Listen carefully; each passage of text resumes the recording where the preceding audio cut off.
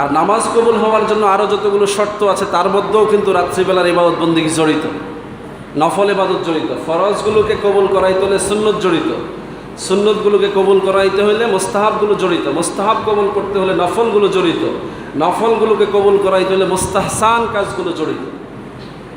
আপনি মোস্তাহসান ছেড়ে দিয়েছেন, মোস্তাহাব ছেড়ে দিয়েছেন, নফল ছেড়ে দিয়েছেন, সুন্নত ছেড়ে দিয়েছেন, শুধু ফরজ আদায় করতেছেন, আমি লিখে দেব আপনার ফরজ আদায় হচ্ছে না। কথা বুঝতেছেন?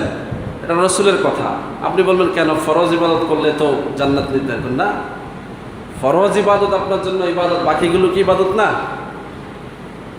ক্যাটাগরিতে ভিন্ন করা হয়েছে, কিন্তু কোনোটাই আপনার জন্য বাদ দেওয়া হয় না। আপনি শুধু ভাত খেয়ে জীবন ধারণ করবেন, বাঁচা যায় তো? যায় না? যায় কি না?